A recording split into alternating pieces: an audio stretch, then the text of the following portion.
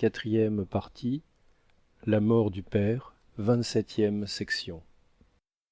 Eugène, heureux de pouvoir annoncer au moribond la présence d'une de ses filles, arriva presque joyeux, rue Neuve-Sainte-Geneviève. Il fouilla dans la bourse pour pouvoir payer immédiatement son cocher. La bourse de cette jeune femme, si riche, si élégante, contenait 70 francs. Parvenu en haut de l'escalier, il trouva le père Goriot maintenu par Bianchon et opéré par le chirurgien de l'hôpital, sous les yeux du médecin. On lui brûlait le dos avec des moxas, dernier remède de la science. Remède inutile. Les sentez-vous demandait le médecin. Le père Goriot, ayant entrevu l'étudiant, répondit « Elles viennent, n'est-ce pas ?» Il peut s'en tirer, dit le chirurgien, il parle. Oui, répondit Eugène, Delphine me suit. Allons, dit Bianchon. Il parlait de ses filles, après lesquelles il crie comme un homme sur le pâle cri, dit-on, après l'eau. Cessez, dit le médecin au chirurgien, il n'y a plus rien à faire, on ne le sauvera pas. Bianchon et le chirurgien replacèrent le mourant à plat sur son grabat infect. Il faudrait cependant le changer de linge, dit le médecin, quoiqu'il n'y ait aucun espoir, il faut respecter en lui la nature humaine. Je reviendrai, Bianchon, dit-il à l'étudiant. S'il se plaignait encore, mettez-lui de l'opium sur le diaphragme. Le chirurgien et le médecin sortirent. Allons, Eugène, du courage, mon fils, dit Bianchon à Rastignac, quand ils furent seuls. Il s'agit de lui mettre une chemise blanche et de changer son lit. Va dire à Sylvie de monter des draps et de venir nous aider. Eugène descendit et trouva madame Vauquer occupée à mettre le couvert avec Sylvie.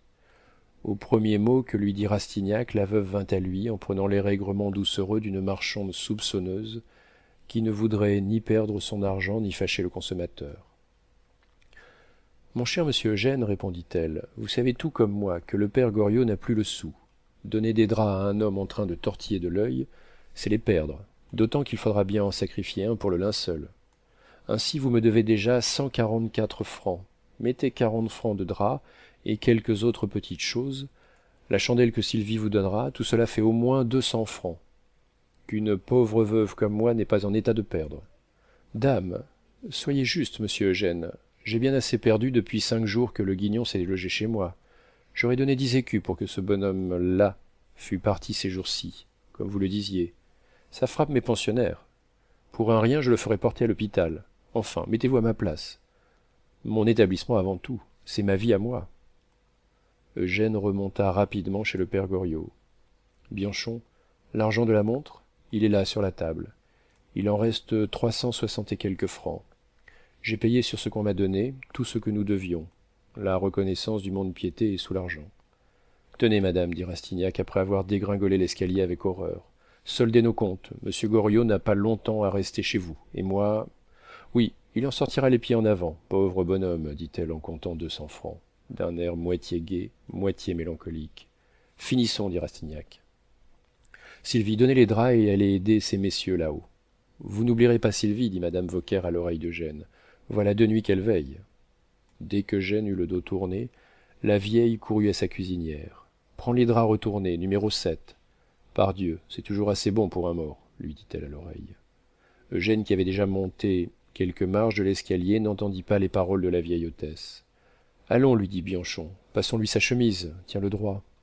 Eugène se mit à la tête du lit et soutint le moribond auquel Bianchon enleva sa chemise, et le bonhomme fit un geste comme pour garder quelque chose sur sa poitrine et poussa des cris plaintifs et inarticulés, à la manière des animaux qui ont une grande douleur à exprimer. Oh oh, dit Bianchon, il veut une petite chaîne de cheveux et un petit médaillon que nous lui avons ôté tout à l'heure pour lui poser ses moxas. Pauvre homme, il faut la lui remettre, elle est sur la cheminée. Eugène alla prendre une chaîne tressée avec des cheveux blonds cendrés, sans doute ceux de madame Goriot. Il lut d'un côté du médaillon Anastasie et de l'autre Delphine, image de son cœur qui reposait toujours sur son cœur. Les boucles contenues étaient d'une telle finesse qu'elles devaient avoir été prises pendant la première enfance des 2 filles. Lorsque le médaillon toucha sa poitrine, le vieillard fit un « han » prolongé, qui annonçait une satisfaction effrayante à voir. C'était un des derniers retentissements de sa sensibilité, qui semblait se retirer, au centre inconnu d'où partent et où s'adressent nos sympathies. Son visage convulsé prit une expression de joie maladive. Les deux étudiants, frappés de ce terrible éclat d'une force de sentiment qui survivait à la pensée, laissèrent tomber chacun des larmes chaudes sur le moribond, qui jeta un cri de plaisir aigu. Nasie, fifine, dit-il. Il vit encore, dit Bianchon. À quoi ça lui sert-il, dit Sylvie. À souffrir, répondit Rastignac. Après avoir fait à son camarade un signe pour lui dire de l'imiter, Bianchon s'agenouilla pour passer ses bras sous les jarrets du malade, pendant que Rastignac en faisait autant de l'autre côté du lit, afin de passer les mains sous le dos. Sylvie était là, prête à retirer les draps quand le moribond serait soulevé, afin de les remplacer par ceux qu'elle apportait. Trompé sans doute par les larmes, Goriot usa ses dernières forces pour étendre les mains, rencontra de chaque côté de son lit les têtes des étudiants, les saisit violemment par les cheveux, et l'on entendit faiblement « Ah, mes anges !» Deux mots, deux murmures accentués par l'âme qui s'envola sur cette parole. « Pauvre cher homme !» dit Sylvie attendrie de cette exclamation où se peignit un sentiment suprême que le plus horrible, le plus involontaire des mensonges exaltait une dernière fois. Le dernier soupir de ce père devait être un soupir de joie. Ce soupir fut l'expression de toute sa vie. Il se trompait encore. Le père Goriot fut pieusement replacé sur son grabat. À compter de ce moment, sa physionomie garda la douloureuse empreinte du combat qui se livrait entre la mort et la vie, dans une machine qui n'avait plus cette espèce de conscience cérébrale d'où résulte le sentiment du plaisir et de la douleur pour l'être humain. Ce n'était plus qu'une question de temps pour la destruction. Il va rester ainsi quelques heures et mourra sans que l'on s'en aperçoive. Il ne râlera même pas. Le cerveau doit être complètement envahi. En ce moment, on entendit dans l'escalier un pas de jeune femme haletante. Elle arrive trop tard, dit Rastignac. Ce n'était pas Delphine, mais Thérèse, sa femme de chambre. Monsieur Eugène, dit-elle, il s'est élevé une scène violente entre monsieur et madame à propos de l'argent que cette pauvre madame demandait pour son père. Elle s'est évanouie, le médecin est venu, il a fallu la saigner, elle criait « Mon père se meurt, je veux voir papa !» Enfin des cris à fendre l'âme. Assez, Thérèse. Elle viendrait que maintenant ce serait superflu. Monsieur Goriot n'a plus de connaissances. Pauvre cher monsieur, est-il mal comme ça, dit Thérèse. Vous n'avez plus besoin de moi, faut que j'aille à mon dîner. Il est 4h30, dit Sylvie qui faillit se heurter sur le haut de l'escalier avec madame de Restaud. Ce fut une apparition grave et terrible que celle de la comtesse. Elle regarda le lit de mort mal éclairé par une seule chandelle et versa des pleurs en apercevant le masque de son père où palpitaient encore les derniers tressaillements de la vie. Bianchon se retira par discrétion. « Je ne me suis pas échappé assez tôt, dit la comtesse à Rastignac. L'étudiant fit un signe de tête affirmatif plein de tristesse. Madame de Restaud prit la main de son père, la baisa. « Pardonnez-moi, mon père, vous disiez que ma voix vous rappellerait de la tombe ? Eh bien, revenez un moment à la vie pour bénir votre fille repentante. Entendez-moi, ceci est affreux. Votre bénédiction est la seule que je puisse recevoir ici-bas désormais. Tout le monde me hait, vous seul m'aimez. Mes enfants eux-mêmes me haïront. Emmenez-moi avec vous, je vous aimerai, je vous soignerai. » Il n'entend plus, je suis folle. Elle tomba sur ses genoux et contempla ce débris avec une expression de délire. Rien ne manque à mon malheur, dit-elle en regardant Eugène. Monsieur de Trailles est parti, laissant ici des dettes énormes, et j'ai su qu'il me trompait. Mon mari ne me pardonnera jamais, et je l'ai laissé le maître de ma fortune. J'ai perdu toutes mes illusions. Hélas, pour qui ai-je trahi le seul cœur, elle montra son père, où j'étais adorée. Je l'ai méconnu, je l'ai repoussé, je lui ai fait 1000 maux, infâme que je suis. Il le savait, dit Rastignac. En ce moment, le père Goriot ouvrit les yeux, mais par l'effet d'une convulsion. Le geste qui révélait l'espoir de la comtesse ne fut pas moins horrible à voir que l'œil du mourant. « M'entendrait-il » cria la comtesse. « Non, » se dit-elle en s'asseyant auprès de lui.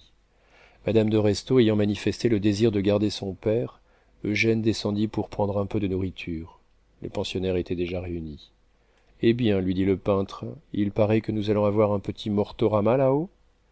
Charles, lui dit Eugène, il me semble que vous devriez plaisanter sur quelque sujet moins lugubre. Nous ne pourrons donc plus rire ici, reprit le peintre. Qu'est-ce que cela fait, puisque Bianchon dit que le bonhomme n'a plus sa connaissance? Eh bien, reprit l'employé du muséum, il sera mort comme il a vécu. Mon père est mort, cria la comtesse. à ce cri terrible, Sylvie, Rastignac et Bianchon montèrent et trouvèrent madame de Restaud évanouie. Après l'avoir fait revenir à elle, ils la transportèrent dans le fiacre qui l'attendait. Eugène la confia aux soins de Thérèse, lui ordonnant de la conduire chez madame de Nucingen. Oh, il est bien mort, dit Bianchon en descendant. Allons, messieurs, à table, dit madame Vauquer. La soupe va se refroidir. Les deux étudiants se mirent à côté l'un de l'autre. Que faut-il faire maintenant, dit Eugène à Bianchon. Mais je lui ai fermé les yeux, et je les ai convenablement disposés. Quand le médecin de la mairie aura constaté le décès que nous irons déclarer, on le coudra dans un linceul et on l'enterrera. Que veux-tu qu'il devienne? Il ne flairera plus son pain comme ça, dit un pensionnaire en imitant la grimace du bonhomme. Sacrebleu, messieurs, dit le répétiteur, laissez donc le père Goriot et ne nous en faites plus manger, car on l'a mis à toute sauce depuis 1 heure. Un des privilèges de la bonne ville de Paris, c'est qu'on peut y naître, y vivre, y mourir sans que personne fasse attention à vous. Profitons donc des avantages de la civilisation. Il y a 60 morts aujourd'hui. Voulez-vous nous apitoyer sur les hécatombes parisiennes? Que le père Goriot soit crevé, tant mieux pour lui. Si vous l'adorez, allez le garder et laissez-nous manger tranquillement, nous autres. Oh oui, dit la veuve, tant mieux pour lui qu'il soit mort. Il paraît que le pauvre homme avait bien du désagrément sa vie durant. Ce fut la seule oraison funèbre d'un être qui, pour Eugène, représentait la paternité. Les 15 pensionnaires se mirent à causer comme à l'ordinaire. Lorsque Eugène et Bianchon eurent mangé, le bruit des fourchettes et des cuillères, les rires de la conversation, les diverses expressions de ces figures gloutonnes et indifférentes, leur insouciance, tout les glaça d'horreur. Ils sortirent pour aller chercher un prêtre qui veilla et pria pendant la nuit près du mort. Il leur fallut mesurer les derniers devoirs à rendre au bonhomme sur le peu d'argent dont ils pourraient disposer.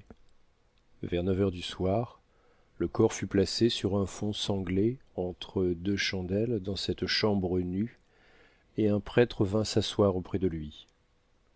Avant de se coucher, Rastignac ayant demandé des renseignements à l'ecclésiastique sur le prix du service à faire et sur celui des convois, écrivit un mot au baron de Nucingen et au comte de Restaud en les priant d'envoyer leurs gens d'affaires, afin de pourvoir à tous les frais de l'enterrement. Il leur dépêcha Christophe, puis il se coucha et s'endormit, accablé de fatigue.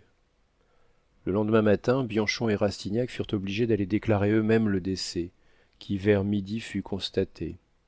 2 heures après, aucun des 2 gendres n'avait envoyé d'argent. Personne ne s'était présenté en leur nom, et Rastignac avait été forcé déjà de payer les frais du prêtre. Sylvie ayant demandé 10 francs pour ensevelir le bonhomme et le coudre dans un linceul, Eugène et Bianchon calculèrent que, si les parents du mort ne voulaient se mêler de rien, ils auraient à peine de quoi pourvoir aux frais. L'étudiant en médecine se chargea donc de mettre lui-même le cadavre dans une bière de pauvre qu'il fit apporter de son hôpital, où il lut à meilleur marché. Fais une farce à ces drôles-là, dit-il à Eugène. Va acheter un terrain pour 5 ans au Père-Lachaise et commande un service de 3e classe à l'église et aux pompes funèbres. Si les gendres et les filles se refusent à te rembourser, tu feras graver sur la tombe Sigy Monsieur Goriot, père de la comtesse de Restaud et de la baronne de Nucingen, enterré aux frais de 2 étudiants. Eugène ne suivit le conseil de son ami qu'après avoir été infructueusement chez monsieur et madame de Nucingen et chez monsieur et madame de Restaud.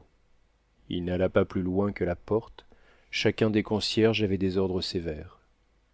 Monsieur et madame, dirent-ils, ne reçoivent personne. Leur père est mort, et ils sont plongés dans la plus vive douleur. Eugène avait assez l'expérience du monde parisien pour savoir qu'il ne devait pas insister. Son cœur se serra étrangement quand il se vit dans l'impossibilité de parvenir jusqu'à Delphine. Vendez une parure, lui écrivit-il chez le concierge, et que votre père soit décemment conduit à sa dernière demeure. Il cacheta ce mot et pria le concierge du baron de le remettre à Thérèse pour sa maîtresse. Mais le concierge le remit au baron de Nucingen qui le jeta dans le feu. Après avoir fait toutes ces dispositions, Eugène revint vers 3 heures à la pension bourgeoise et ne put retenir une larme quand il aperçut à cette porte bâtarde la bière à peine couverte d'un drap noir, posée sur 2 chaises dans cette rue déserte. un mauvais goupillon, auquel personne n'avait encore touché, trempé dans un plat de cuivre argenté plein d'eau bénite. La porte n'était pas même tendue de noir. C'était la mort des pauvres, qui n'a ni faste, ni suivant, ni amis, ni parents. Bianchon, obligé d'être à son hôpital, avait écrit un mot à Rastignac pour lui rendre compte de ce qu'il avait fait avec l'église. L'interne lui mandait qu'une messe était hors de prix, qu'il fallait se contenter du service moins coûteux, des vêpres, et qu'il avait envoyé Christophe avec un mot aux pompes funèbres. Au moment où Eugène achevait de lire le griffonnage de Bianchon, il vit entre les mains de madame Vauquer le médaillon à cercle d'or où étaient les cheveux des deux filles. « Comment avez-vous osé prendre ça ?» lui dit-il. « Pardi, fallait-il l'enterrer avec ?» répondit Sylvie. « C'est en or ?» « Certes, » reprit Eugène avec indignation, « qu'il emporte au moins avec lui la seule chose qui puisse représenter ses deux filles. » Quand le corbillard vint, Eugène fit remonter la bière, la décloua et plaça religieusement sur la poitrine du bonhomme une image qui se rapportait à un temps où Delphine et Anastasie étaient jeunes, vierges et pures, et ne raisonnaient pas, comme il l'avait dit dans ses cris d'agonisants. Rastignac et Christophe accompagnèrent seuls, avec deux croque-morts, le char qui menait le pauvre homme à Saint-Étienne-du-Mont, église peu distante de la rue Neuve-Sainte-Geneviève. Arrivé là, le corps fut présenté à une petite chapelle basse et sombre, autour de laquelle l'étudiant chercha vainement les deux filles du père Goriot ou leurs maris. Il fut seul avec Christophe, qui se croyait obligé de rendre les derniers devoirs à un homme qui lui avait fait gagner quelques bons pourboires. En attendant les deux prêtres, l'enfant de chœur et le bedeau, Rastignac serra la main de Christophe sans pouvoir prononcer une parole. « Oui, monsieur Eugène, dit Christophe, c'était un brave et honnête homme, qui n'a jamais dit une parole plus haut que l'autre, qui ne nuisait à personne et n'a jamais fait de mal. » Les deux prêtres, l'enfant de chœur et le bedeau, vinrent et donnèrent tout ce qu'on peut avoir pour 70 francs, dans une époque où la religion n'est pas assez riche pour prier gratis. Les gens du clergé chantèrent un psaume, le libéra, le de profundis. Le service dura 20 minutes. Il n'y avait qu'une seule voiture de deuil pour un prêtre et un enfant de chœur, qui consentirent à recevoir avec eux Eugène et Christophe. « Il n'y a point de suite, dit le prêtre, nous pourrons aller vite, afin de ne pas nous attarder. Il est 5h30. » Cependant, au moment où le corps fut placé dans le corbillard, deux voitures armoriées mais vides, celle du comte de Restaud et celle du baron de Nucingen, se présentèrent et suivirent le convoi jusqu'au Père-Lachaise. À 6h, le corps du père Goriot fut descendu dans sa fosse, autour de laquelle étaient les gens de ses filles, qui disparurent avec le clergé aussitôt que fut dite la courte prière due au bonhomme pour l'argent de l'étudiant. Quand les deux fossoyeurs eurent jeté quelques pelletées de terre sur la bière pour la cacher, ils se relevèrent, et l'un d'eux, s'adressant à Rastignac, lui demanda leur pourboire. Eugène fouilla dans sa poche et n'y trouva rien. Il fut forcé d'emprunter 20 sous à Christophe. Ce fait, si léger en lui-même, détermina chez Rastignac un accès d'horrible tristesse. Le jour tombait. Un humide crépuscule agaçait les nerfs. Il regarda la tombe et y ensevelit sa dernière larme de jeune homme. Cette larme, arrachée par les saintes émotions d'un cœur pur, une de ces larmes qui, de la terre où elles tombent, rejaillissent jusque dans les cieux.